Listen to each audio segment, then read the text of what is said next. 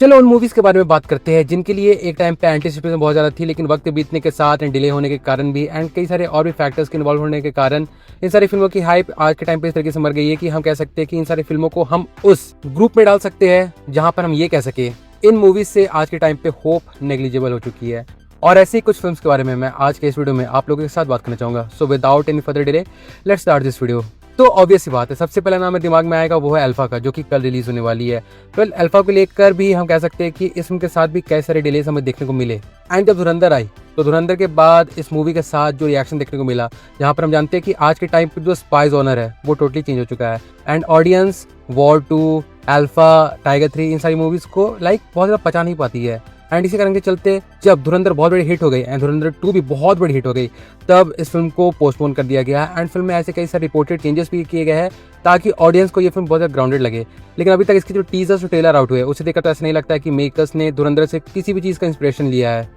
मे भी सच में ये फिल्म रेडी नहीं थी, या फिर कह सकते हैं कि फिल्म को ऐसा कोई सूटेबल डेट नहीं दिख रहा था जहां पर इस फिल्म को वो रिलीज कर पाए। इस कारण के चलते भी मे भी इस फिल्म को बार बार पोस्टपोन किया गया। लेकिन हम कह सकते हैं कि फिल्म को लेकर हाइप ना के बराबर है, जबकि कल ये फिल्म रिलीज होने वाली है। लेकिन जब भी YRF अपने किसी सोशल मीडिया पे किसी पोस्ट को डाल रहा है जहां पर वो इसके बारे में बात कर रहा है कि अल्फा कल रिलीज होने वाली है, क्या आपने टिकट्स ले ली है, तो आप देख सकते हो कि किस तरह की रिएक्शन ऑडियंस की तरफ से देखने को मिल रही है, जहां पर ऑडियंस और कुछ नहीं सिर्फ और सिर्फ इस फिल्म का मजाक उड़ा रही है। तो ऐसे कई सारी चीजों को देख के आप समझ सकते हो कि इस फिल्म को लेकर हाइप ऑडियंस के बीच में किस तरीके की है। अब अल्फा के पास सिर्फ एक ही चाह रहा है कि उससे बहुत ही एक्स्ट्रा ऑर्डिनरी फिल्म बन के निकलना होगा, जो कि ऑब्वियसली नामुमकिन है। फिर भी देखते हैं कोई चमत्कार हो जाए तो हम कह सकेंगे कि हाँ अल्फा के साथ भी कुछ अच्छा देखने को मिलेगा। लेकिन अभी तक जो भी सारी चीजें आउट की गई है फिल्म की, उसे देख के तो साफ साफ समझ में आ रहा है कि फिल्म में कुछ भी वैसा नहीं है जिसे देखने के बाद या फिर जिसके बदौलत ऑडियंस प्रॉमिस कर पाए कि आपको एक बहुत ही एंजॉयमेंट वाली राइड देखने को मिलेगी जब आप अल्फा को थिएटर में देखने के लिए आएंगे। अब ऐसे अगर देखा जाए तो इस मूवी को भी मैं थिएटर में जाके ही देखूंगा, क्योंकि ऑब्वियस सी बात है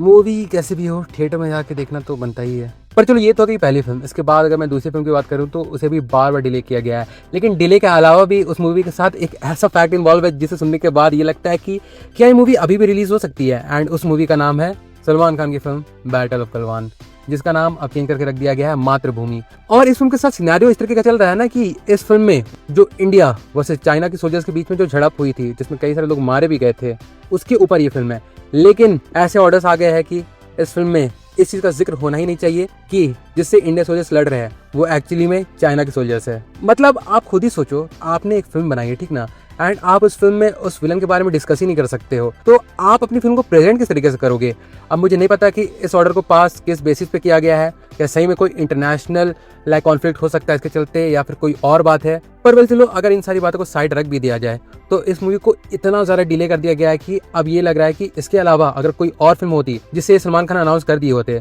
तो वो फिल्म मातृभूमि से पहले रिलीज हो जाती। लेकिन चलो, अगर इन सारी चीज़ को साइड कर दिया जाए, डिले को साइड कर दिया जाए, या फिर इस फिल्म के साथ इसका नाम चेंज कर दिया गया है, इस फिल्म के साथ फिर आगे कई सारी और भी चीज़ें इन्वॉल्व है, अगर उन सारी की सारी चीज़ों को साइड कर दिया जाए तो भी हम कह सकते हैं कि इस फिल्म का जितना भी मटेरियल आउट किया गया है वो देखने में ऐसा नहीं लग रहा है कि ये फिल्म हमें एक्चुअली में अभी तक कुछ ऐसा प्रॉमिस कर पाई है जिसके लिए ऑडियंस भर के जाए थिएटर में, जो कि एक टाइम पे सलमान खान की फिल्म के साथ हुआ भी करता था। लेकिन अब ऐसा नहीं लग रहा है। एंड धीरे धीरे करके इस फिल्म की हाइप इतनी ज़्यादा मरते जा रही है कि जब ये फिल्म एक्चुअली में रिलीज होगी तो केवल और केवल सलमान खान के नाम के चलते ये फिल्म थोड़ी बहुत चल सकती है, उसके अलावा और कुछ भी नहीं है इस फिल्म में जो इस फिल्म को एक अच्छा खासा हिट टैग दिला पाए बॉक्स ऑफिस पर। एंड जो काफ़ी वक्त से लोग उम्मीद लगा रहे हैं कि सलमान खान अब इस मूवी के साथ कम बैक करेंगे, उस मूवी के साथ कम बैक करेंगे, उसे देखने के बाद ऐसा नहीं लग रहा है कि मातृभूमि भी उनकी कोई कम बैक मूवी होने वाली है। वेल अगर लेकिन फिर भी ऐसा हो गया तो उसे हम किसी मैजिक से कम नहीं कंसिडर कर सकते हैं। बट फॉर नाउ चलो यहाँ पर भी वही कहेंगे कि चलिए वेट करते हैं, होप करते हैं कि ये फिल्म जब भी आए एक अच्छा खासा वक्त लेके आए सलमान खान के लिए एंड उनके फैंस के लिए।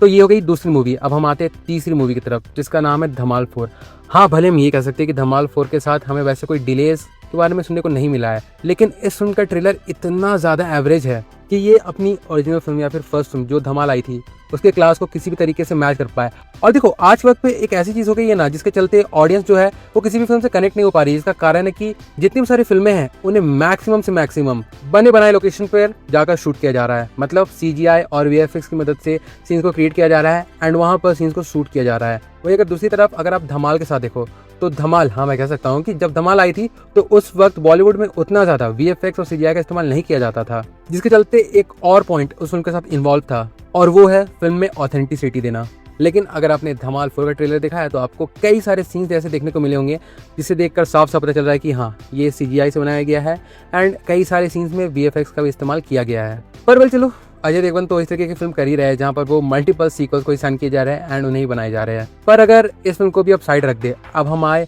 चौथी फिल्म की तरफ, तो यहाँ पर मैं उसी फिल्म का नाम लेना चाहूँगा जो कि काफ़ी लंबे टाइम से डिले हुई जा रही है एंड उस फिल्म को लेकर हाइप और कुछ नहीं, बाकी सारी फिल्मों की तरह ही जो फिल्म डिले होती है उन्हीं की तरह इस फिल्म का भी हाइप धीरे धीरे मरता जा रहा है। एंड मैं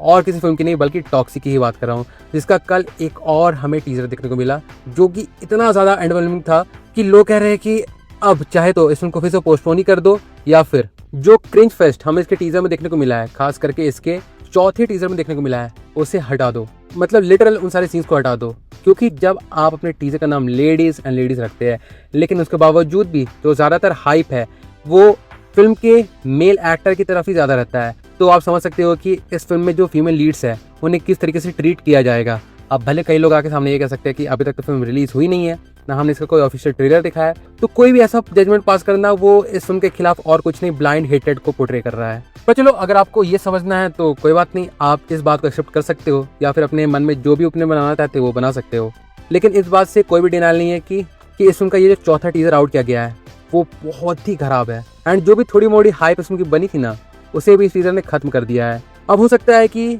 यश की जो पिछली फिल्म थी KGF चैप्टर 2 वो बहुत बड़ी हिट साबित हुई थी, तो डेफिनेटली उस फिल्म के बॉक्स ऑफिस को सरपास करने के लिए यश अपने KGF वाले ऑरा को दोबारा से रेप्लिकेट करना चाहते हैं एंड इसलिए उन्होंने इस बार कई सारे कमान अपने हाथों में ले लिया है। और भले उनका इंटेंशन अच्छा हो, मतलब वो ऑडियंस को KGF से भी ज़्यादा कुछ ग्रैंड देना चाहते हो, मैं उस चीज़ पर डाउट नहीं कर रहा हूँ, लेकिन जिस तरीके से इन सारे सीन्स को इन सारे टीजर्स में प्रेजेंट किया जा रहा है वो देखकर तो ऐसा नहीं लग रहा है कि ये फिल्म सबसे पहले अपने सब्जेक्ट को लेकर सीरियस है, मतलब जिस चीज़ के अराउंड रिवॉल्व होने वाली है, जहाँ पर हमें पता है कि ये फिल्म एक गैंगस्टर ड्रामा फिल्म होने वाली है जो कि ड्रग्स के अराउंड रिवॉल्व करेगा, ड्रग्स कार्टेल या फिर ऐसी कई सारी और चीज़ें, तो उन सारी चीज़ों को लेकर ये फिल्म तो सीरियस नहीं लग रही है। ये फिल्म ज़्यादा से ज़्यादा ऑरा फार्मिंग एंड उसके अलावा जो डायलॉग्स है, मतलब जो पंच लाइन्स है, उन्हें लाइक देने के लिए से बनाया गया है। और हाँ, मैं इस बात को एक्सेप्ट करता हूँ कि यश के फैंस एंड कई सारे लोग अभी भी है जो इन सारी चीज़ों को एंजॉय करते हैं। जब मैं वेलकम टू दी जंगल को भी थिएटर में देखने के लिए गया था तो कई सारे लोग पेट पकड़ पकड़ के हंस रहे थे। इवन दो अगर गौर से देखा जाए तो वो फिल्म उस तरीके की है नहीं, लेकिन ऑडियंस को मजा आ रहा है तो क्या ही कह सकते हैं। तो अगर इसी तरीके का हाइप टॉक्सिक भी बना पाई ऑडियंस के बीच तो हम कह सकेंगे कि ये फिल्म चल सकती है।